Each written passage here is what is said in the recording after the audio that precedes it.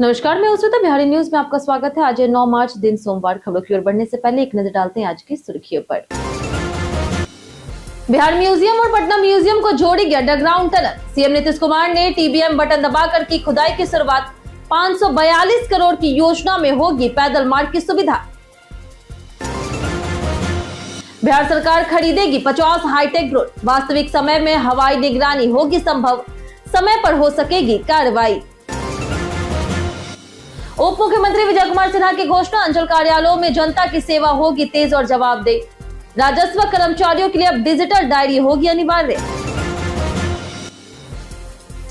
पटना में 16 और 17 मार्च को लगेगा महिला रोजगार मेगा फेयर। 9 बजे से शाम 6 बजे तक चलेगा कैंप। महिलाओं को आधार कार्ड और बायोडाटा लाना होगा अनिवार्य। सेवानिवृत्त लेफ्टिनेंट जनरल सैयद अता हसनैन बनेंगे बिहार के 30वें राज्यपाल।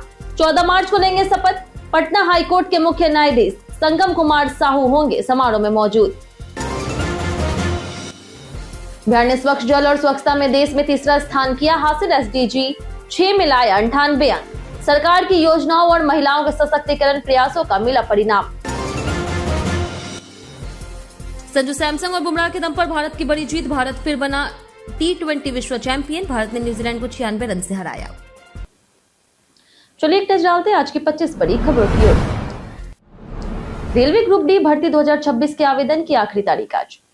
रेलवे ग्रुप डी भर्ती 2026 के लिए आवेदन की अंतिम तिथि 9 मार्च यानी कि आज है। योग्य उम्मीदवार ऑफिशियल पोर्टल rrbapply.gov.in पर जाकर के ऑनलाइन आवेदन कर सकते हैं। न्यूनतम शैक्षिक योग्यता 10वीं पास है। आयु 18 से 33 वर्ष के बीच होनी चाहिए। आरक्षित वर्ग को ऊपरी आयु सीमा में छूट दी गई है। आवेदन प्रक्रिया में आधार कार्ड या फिर रेलवे अकाउंट से लॉग इन कर विवरण भरना और निर्धारित फीस जमा करना शामिल है। जनरल, ओबीसी, ईडब्ल्यूएस के लिए आवेदन फीस 500 रुपए और SC/ST के लिए 250 रुपए है। इस भर्ती के तहत कुल 22,195 रिक्त पदों पर नियुक्तियां की जाएगी। अगर आप भी RRB की तैयारी कर रहे हैं तो लिख पर ऐप पर अब आपको मिलेगा फ्री मॉक पेपर और प्रीवियस ईयर क्वेश्चन पेपर। तो आज ही iOS ऐप स्टोर या फिर प्ले स्टोर से लिख पर ऐप को प्राप्त करें। बिहार और पटना म्यूजियम जोड़ने वाली टनल का निर्माण शुरू। बिहार म्यूजियम और पटना म्यूजियम को जोड़ने वाली अंडरग्राउंड टनल की खुदाई शुरू हो गई है। इस अवसर पर मुख्यमंत्री नीतीश कुमार बिहार म्यूजियम पहुंचे और टनल बोरिंग मशीन का बटन दबा करके निर्माण कार्य की शुरुआत की। मुख्यमंत्री ने लगभग 500 मीटर पैदल चलकर निर्माण तैयारियों का निरीक्षण किया, जबकि अधिकारी उन्हें गाड़ी में बैठने का अनुरोध कर रहे थे। यह सुरंग 542 करोड़ रुपए की लागत से बनाई जा रही और इसमें पैदल मार्ग की सुविधा भी होगी। टनल की खुदाई के लिए मशीन सिंगापुर से दिल्ली मेट्रो द्वारा मंगाई गई थी। 4,452 नए दूध कलेक्शन सेंटर और आधुनिक मशीनें किए जाएंगे स्थापित। बिहार सरकार ने डेयरी सेक्टर को मजबूत करने के लिए बड़ा कदम उठाया। राज्य में 4,452 नए दूध कलेक्शन सेंटर खोले जाएंगे और 89 अत्याधुनिक मशीनों से दूध की गुणवत्ता तुरंत जांची जाएगी। दूध को सुरक्षित रखने के लिए 45 बल्क मिल्क कूलर भी लगाए जाएंगे। इस योजना पर कुल 56.88 करोड़ रुपए खर्च होंगे, जिसमें केंद्र और राज्य सरकार बराबर हिस्सेदारी करेगी। डेटा प्रोसेसर आधारित कलेक्शन सेंटर से सीधे किसानों से दूध संग्रहित होगा और सुधा ब्रांड के तहत शहरों, कस्बों और विदेशों तक पहुंचाया जाएगा। जनवरी में रिकॉर्ड 28.83 लाख किलो दूध संग्रहित हुआ। सेना के अनुभवी अधिकारी सैयद अता हसनैन बनेंगे बिहार के राज्यपाल। लेफ्टिनेंट जनरल सैयद अता हसनैन 14 मार्च को बिहार लोक भवन में राज्यपाल के रूप में शपथ लेंगे, जिसे पटना हाईकोर्ट के मुख्य न्यायाधीश संगम कुमार साहू दिलाएंगे। वे बिहार के 30वें राज्यपाल बने हैं और 13 मार्च को पटना पहुंचेंगे। सैयद अता हसनैन का परिवार भारतीय सेना की गौरवशाली परंपरा से जुड़ा है। उनके पिता मेजर जनरल सैयद महदी हसनैन ने गढ़वाल राइफल्स में सेवा की। उन्होंने 1974 में भारतीय सैन्य अकेडमी से पास आउट होकर के गढ़वाल राइफल्स की 4वीं बटालियन में कमीशन लिया और 2013 में सेना से सेवानिवृत्त हुए। वे उत्तर प्रदेश के बाराबंकी निवासी हैं। बिहार सरकार खरीदेगी 50 हाईटेक ड्रोन। बिहार सरकार ने अपराध और अपराधियों पर कड़ी निगरानी के लिए 50 हाईटेक ड्रोन खरीदने का बड़ा प्लान बनाया है, जिसकी लागत 24.50 करोड़ रुपए है। उप मुख्यमंत्री सम्राट चौधरी ने बताया कि पुलिस आधुनिकीकरण योजना के तहत ड्रोन टेक्निक से भीड़ नियंत्रण, अपराध निगरानी, नदी क्षेत्रों और संवेदनशील इलाकों में सुरक्षा, आपदा प्रबंधन जैसे गतिविधियों में सहायता मिलेगी। ड्रोन से दूरस्थ और दुर्गम क्षेत्रों में वास्तविक समय में हवाई निगरानी संभव होगी। जिससे समय पर कार्रवाई हो सकेगी। जरूरत पड़ने पर केंद्रीय सशस्त्र बलों से मार्गदर्शन लिया जाएगा। इसका उद्देश्य बिहार पुलिस को आधुनिक उपकरणों से सुसज्जित करना है। 10 से 13 मार्च तक सीएम नीतीश कुमार करेंगे सीमांचल के जिलों का दौरा। मुख्यमंत्री नीतीश कुमार 10 से लेकर के 13 मार्च तक कोसी सीमांचल के अलग अलग जिलों में समृद्धि यात्रा पर रहेंगे। 10 मार्च को वे सुपौल और मधेपुरा, 11 मार्च को किशनगंज और अररिया, 12 मार्च को कटिहार और पूर्णिया और 13 मार्च को सहरसा और खगड़िया में कार्यक्रमों में शामिल होंगे। सीमांचल दौरे के दौरान वे 3 दिन एमएलसी ललन सराफ के आवास पर ठहरेंगे। वहीं पटना में सीएम नीतीश कुमार ने 552 करोड़ की लागत से बिहार संग्रहालय और पटना संग्रहालय जोड़ने वाली सुरंग का उद्घाटन भी किया। इससे पहले बख्तियारपुर ताजपुर पुल का निरीक्षण कर शीघ्र पूरा करने का आदेश दिया। पटना मैराथन 2026 में भाग लेने के लिए करें ऑनलाइन रजिस्ट्रेशन। पटना में 15 मार्च 2026 को नशा मुक्त बिहार पटना मैराथन 2026 का आयोजन किया जा रहा है। यह कार्यक्रम गांधी मैदान से सुबह 3 बजे से शुरू होगा। दौड़ का मार्ग गांधी मैदान, गंगा पथ, अटल पथ और शिवपुरी पथ तक होगा। मैराथन में विभिन्न दूरी की श्रेणियां शामिल है। 42.2 kilometre full marathon, 21.1 kilometre half marathon, 10 kilometre और 5 किलोमीटर। यह आयोजन नशा मुक्त बिहार के संदेश को बढ़ावा देने के लिए किया जा रहा। वहीं इच्छुक प्रतिभागी mysummit.in पर ऑनलाइन रजिस्ट्रेशन कर सकते हैं। बिहार में राजस्व कर्मचारियों के लिए डिजिटल डायरी होगी लागू। बिहार सरकार ने राजस्व कर्मचारियों और अमीनों के लिए डिजिटल डायरी लागू करने का निर्देश दिया, जिसमें वे अपने दैनिक कार्यों का ब्यौरा दर्ज करेंगे। अंशदाधिकारी इसे देखेंगे, आदेश देंगे और टिप्पणी भी दर्ज करेंगे। प्रधान सचिव सीके अनिल की अध्यक्षता में अंशदाधिकारियों की समीक्षा बैठक में भू लगान वसूली, दाखिल खारिज, परिमार्जन प्लस और ई मापी से लंबित मामलों का समयबद्ध समाधान करने पर जोर दिया गया।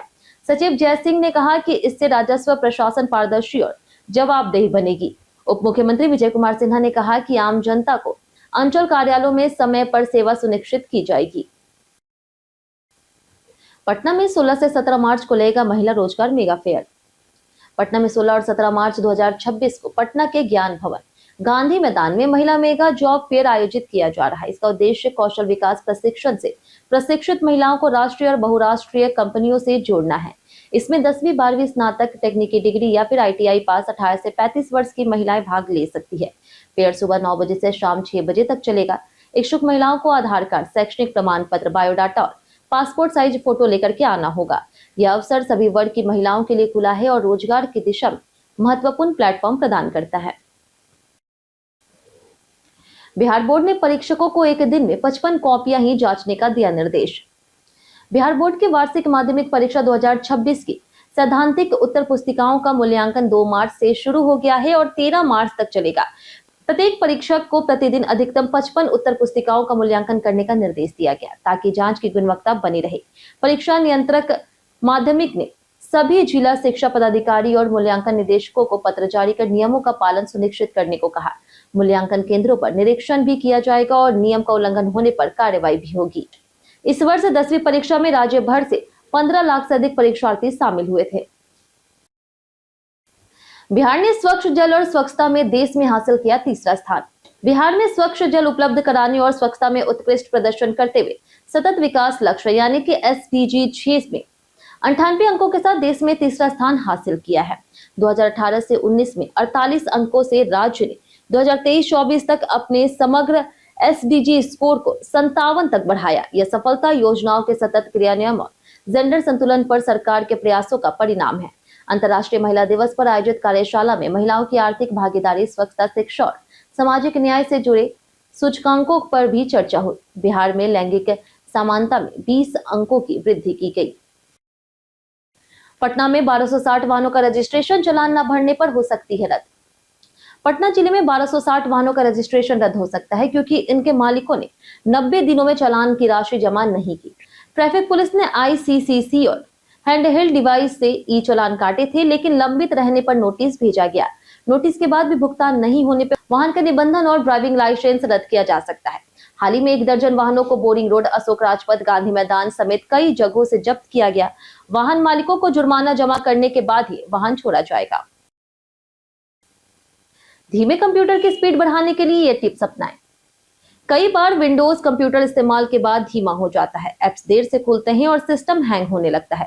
माइक्रोसॉफ्ट ने इसे तेज करने के लिए आसान उपाय बताए। विंडोज को हमेशा अपडेटेड रखें, समय समय पर वायरस और मालवेयर स्कैन करें, स्टोरेज खाली करें और बेकार फाइलें हटा दें, उपयोग न होने वाले ऐप्स को अनइंस्टॉल कर दें, स्टार्टअप में चलने वाले ऐप्स बंद करें और बैकग्राउंड ऐप्स की गतिविधि सीमित करें।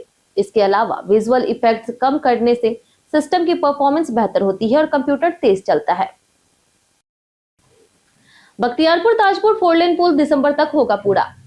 मुख्यमंत्री नीतीश कुमार ने बख्तियारपुर ताजपुर 4 लेन पुल और पहुंच पथ का निरीक्षण किया। यह पुल राष्ट्रीय उच्च पथ 31 से समस्तीपुर के ताजपुर तक 51.26 किलोमीटर लंबाई में बनेगा, जिसमें गंगा नदी पर 5.51 किलोमीटर का पुल और 45.75 किलोमीटर का पहुंच पथ शामिल है। मुख्यमंत्री ने कहा कि यह पुल उत्तर और दक्षिण बिहार के बीच आवागमन को सुगम बनाएगा, महात्मा गांधी सेतु और राजेंद्र सेतु पर यातायात का दबाव कम करेगा और महत्वपूर्ण स्थलों का समय की बचत करेगा। पथ निर्माण विभाग का लक्ष्य है कि यह 4 लेन पुल इस साल दिसंबर तक पूर्ण हो जाए। नीलम देवी की याद में पवन सिंह ने किया इमोशनल पोस्ट। भोजपुरी अभिनेता और सिंगर पवन सिंह ने अपनी पहली पत्नी नीलम देवी की डेथ एनिवर्सरी पर सोशल मीडिया एक्स पर श्रद्धांजलि दी और उन्हें याद करते हुए लिखा कि उनके बिना वे हमेशा अधूरे रहेंगे। दूसरी पत्नी ज्योति सिंह ने भी पोस्ट में लिखा कि उन्हें हमेशा अफसोस रहेगा कि उन्हें नीलम की जगह कभी नहीं दी गई। पवन और ज्योति के बीच तलाक का केस चल रहा, बावजूद इसके ज्योति ने हाल ही में अपनी वेडिंग एनिवर्सरी पर पवन के साथ पुरानी तस्वीरें शेयर कर उन्हें बधाई दी थी। बेगूसराय के आईआरबी जवान मुरारी कुमार नक्सल ऑपरेशन में हुए शहीद। बेगूसराय के आईआरबी जवान मुरारी कुमार झारखंड में नक्सल ऑपरेशन के दौरान शहीद हो गए। शनिवार देर रात उनका पार्थिव शरीर पैतृक गांव पहुंचा, जहां अंतिम दर्शन के लिए ग्रामीणों की बड़ी भीड़ उमड़ी। शहीद को अमर रहे के नारे लगा करके विदाई दी गई। उनके 11 साल की बेटी और 5 साल के बेटे ने तिरंगे में लिपटे पिता को एकटक के देखा। अंतिम संस्कार सिमरिया गंगा तट पर संपन्न हुआ, जिसमें इकलौते बेटे विवेक ने मुखाग्नि दी। मुरारी कुमार की शहादत से परिवार और ग्रामीणों में भारी शोक और सम्मान देखने को मिला। 1.5 साल बाद भी बिहार के छात्राओं को प्रोत्साहन राशि नहीं मिली। बिहार में स्नातक उत्तीर्ण लगभग 1.5 लाख छात्राओं को 50-50 हजार रुपए की प्रोत्साहन राशि अभी तक नहीं मिली है। वित्त विभाग ने उच्च शिक्षा विभाग को 750 करोड़ रुपए जारी कर दिए हैं और अधिकांश प्रक्रिया पूरी हो चुकी है, लेकिन मार्च क्लोजिंग में राशि फंसने का डर है। लगभग 1.5 साल से छात्रा इंतजार कर रही। इस योजना के तहत अब तक 1,98,000 छात्राओं के खाते में राशि भेजी जा चुकी है, जबकि शेष 3,80,000 में से 1.5 लाख को भी फिलहाल भुगतान संभव है। आपको बता दें कि आधार और चुनाव आचार संहिता कारण देरी हुई। जानिए आज कैसा रहेगा बिहार की मौसम का मिजाज। मौसम विभाग के अनुसार अगले कुछ दिनों में राज्य के अधिकांश क्षेत्रों में मौसम शुष्क रहेगा। अधिकतम तापमान में अगले 5 दिनों में कोई खास बदलाव नहीं होने की संभावना है, जबकि न्यूनतम तापमान अगले 3 दिनों में कुछ स्थानों पर धीरे धीरे बढ़ सकता है और उसके बाद स्थिर रहेगा। राज्य के उत्तर मध्य और पूर्वी हिस्सों में कुछ स्थानों पर हल्की बारिश या फिर गरज के साथ वर्षा होने की संभावना है। तेज हवा चल सकती है। आज का अनुमानित अधिकतम तापमान 30 से 32 डिग्री सेल्सियस और न्यूनतम तापमान 20 से 22 डिग्री तक रहेगा। पताही में पुलिस ने कार से 579 बोतल नेपाली शराब की बरामद। पताही पुलिस ने नन्हाकार पुल के पास से एक कार से 579 बोतल नेपाली शराब बरामद की है और 2 तस्करों मुंचुन सिंह और रविंद्र यादव को गिरफ्तार किया। मुंचुन सिंह पर पहले चिड़ैया और सिकारगंज में 4 हत्या, साथ ही पताही में 2 शराब मामले पहले से दर्ज है। पुलिस को गुप्त सूचना मिली थी कि नेपाल से शराब पताही लाई जा रही थी। दरोगा अजय कुमार के नेतृत्व में टीम ने घेराबंदी कर कार की तलाशी ली और शराब बरामद की। पुलिस ने कार और शराब जब्त कर उत्पाद अधिनियम के तहत कानूनी कार्रवाई शुरू की है। एटीएम में कार्ड फंसने पर तुरंत बैंक से करें संपर्क। एटीएम में कार्ड फंसना आम समस्या है, जो तकनीकी खराबी, नेटवर्क या फिर बिजली समस्या, गलत पिन बार बार डालने या फिर ट्रांजैक्शन में देरी के कारण हो सकती है। ऐसी स्थिति में घबराने के बजाय तुरंत अपने बैंक के कस्टमर केयर को कॉल करें और एटीएम का स्थान, नंबर और समय बताएं। कस्टमर केयर से कार्ड को हॉटलिस्ट या फिर ब्लॉक कराया जा सकता है, ताकि खाते की सुरक्षा बनी रहे। इसके बाद ग्राहक कार्ड को कैंसिल कर नया कार्ड बनवा सकता है या फिर बैंक के माध्यम से कार्ड वापस ले सकता है। प्रक्रिया बैंक और एटीएम पर निर्भर करती है। बिहार के पर्यटन में आज बात होगी जल मंदिर की। जल मंदिर बिहार के पावपुरी में स्थित है और जैन धर्म के 24वें तीर्थंकर महावीर को समर्पित है। यह मंदिर उनके निर्वाण और अंतिम संस्कार स्थल पर बनाया गया है। तालाब के बीच संगमरमर से निर्मित यह मंदिर कमलों से ढका हुआ है और 600 फुट लंबे पुल से किनारे से जुड़ा है। पावपुरी जैन तीर्थ का पवित्र स्थल है, जहां कार्तिक माह में महावीर की याद में विशेष पूजा और तीर्थ यात्रा होती है। जल मंदिर की स्थापत्य कला अद्वितीय है और इसकी छवि 2500वीं वर्षगांठ पर भारतीय डाक द्वारा डाक टिकट पर प्रकाशित हुई। पटना में भव्य कार्यक्रम के बीच निशांत कुमार ने पार्टी ज्वाइन की। मुख्यमंत्री नीतीश कुमार के बेटे निशांत कुमार ने रविवार को जनता दल यूनाइटेड में औपचारिक रूप से सदस्यता ग्रहण कर अपनी राजनीतिक पारी शुरू की है। पटना के जदयू कार्यालय में राष्ट्रीय कार्यकारी अध्यक्ष संजय झा और केंद्रीय मंत्री राजीव रंजन उर्फ लल्लन सिंह ने उन्हें सदस्यता दिलाई। इस अवसर पर प्रदेश अध्यक्ष उमेश कुशवाहा, मंत्री और बड़ी संख्या में पार्टी कार्यकर्ता मौजूद रहे। निशांत ने अपने पहले संबोधन में पिता के मार्गदर्शन में संगठन को मजबूत करने का संकल्प लिया। उनके पार्टी में शामिल होने से जदयू में खुशी की लहर है और अटकलें है कि उन्हें नई सरकार में डिप्टी सीएम बनाया जा सकता है। भारत ने न्यूजीलैंड को 96 रन से हरा करके एक बार फिर T20 विश्व खिताब अपने नाम कर लिया है और लगातार दूसरी बार चैंपियन बनने का गौरव हासिल किया। पहले बल्लेबाजी करते हुए टीम इंडिया ने 5 विकेट के नुकसान पर 255 रन का विशाल स्कोर खड़ा किया। जवाब में न्यूजीलैंड की टीम 19 ओवर में 159 रन पर ही सिमट गई। भारतीय बल्लेबाजों ने शानदार प्रदर्शन किया। संजू सैमसन ने 46 गेंदों में 89 रन की दमदार पारी खेली। अभिषेक शर्मा ने 21 गेंदों में 52 रन बना करके तेज अर्धशतक लगाया, जबकि ईशान किशन ने 25 गेंदों पर 54 रन जोड़े। गेंदबाजी में भी भारत का दबदबा रहा। जसप्रीत बुमराह ने 4 ओवर में 15 रन दे करके 4 विकेट लिए और मैच के हीरो बने। अक्षर पटेल ने 3 विकेट झटके, जबकि वरुण चक्रवर्ती, अभिषेक शर्मा और हार्दिक पांड्या को एक सफलता मिली। कई कारणों से दर्ज भारत के इतिहास में आज की तारीख 1915 में डॉक्टर नगेंद्र का जन्म हुआ, जो प्रसिद्ध हिंदी साहित्यकार थे। 1931 में कर्ण सिंह, राजनेता और लेखक, और 1951 में उस्ताद जाकिर हुसैन, मशहूर तबला वादक का जन्म हुआ। 1956 में शशि थरूर, लेखक, और 1985 में पार्थिव पटेल का जन्म हुआ। 1968 में हरिशंकर शर्मा, साहित्यकार और पत्रकार। 1971 में फिल्म निर्माता के आशिफ। 1994 में अभिनेत्री देविका रानी। 2012 में अभिनेता जॉय मुखर्जी और 2023 में अभिनेता और कॉमेडियन सतीश कौशिक का निधन हुआ। अंतर्राष्ट्रीय और घरेलू बाजार में सोने के दाम में उतार चढ़ाव जारी। सोने के दाम अंतर्राष्ट्रीय और घरेलू बाजारों में उतार चढ़ाव जारी है। MCX पर सोने का वायदा भाव बढ़कर 1,61,675 रुपए प्रति 10 ग्राम हो गया, जबकि दिल्ली में 24 कैरेट सोने की कीमत घटकर 1,63,800 रुपए प्रति 10 ग्राम रह गई। 22 और 18 कैरेट सोने की कीमतें 1,50,150 और 1,22,880 रुपए प्रति 10 ग्राम है। पिछले दिन कारोबारी मुनाफा वसूली के कारण सोने का भाव 1,64,100 रुपए था, जबकि वायदा बाजार में 1,60,521 रुपए दर्ज हुआ। वैश्विक स्तर पर हाजिर और वायदा सोना बढ़त पर रहा। प्रतिदिन आपसे 5 ऐसे जरूरी सवाल, उसके जवाब बताएंगे जो कि BPSC, बिहार पुलिस दरोगा समेत SSC जैसे अन्य प्रतियोगी परीक्षाओं में काम आएंगे। सवाल इतिहास, बिहार स्पेशल, विज्ञान, करंट अफेयर्स और भूगोल से रहेंगे। पूछे गए 5 सवाल में आपने कितना सही जवाब दिया, ये हमें कमेंट करके जरूर बताएं। तो हमारा पहला सवाल है, बिहार के किस शहर में डीजल लोकोमोटिव फैक्ट्री परियोजना शुरू की गई?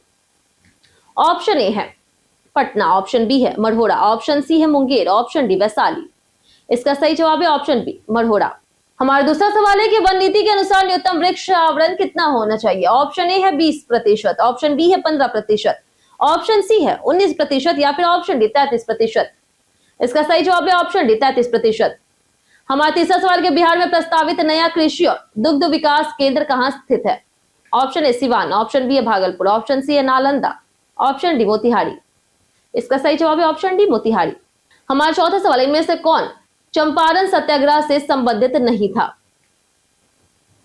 ऑप्शन ए है अनुग्रह नारायण सिन्हा, ऑप्शन बी है doctor Rajendra Prasad, option C JP Narayan, option D JB Kripalani. इसका सही जवाब है ऑप्शन सी JP नारायण। हमारा आखिरी सवाल, ज्ञान भारतम मिशन किस मंत्रालय की प्रमुख पहल है? ऑप्शन ए है संस्कृति मंत्रालय, ऑप्शन बी है शिक्षा मंत्रालय, ऑप्शन सी है पर्यटन मंत्रालय, ऑप्शन डी इलेक्ट्रॉनिक्स और सूचना प्रौद्योगिकी मंत्रालय। इसका सही जवाब है ऑप्शन ए संस्कृति मंत्रालय।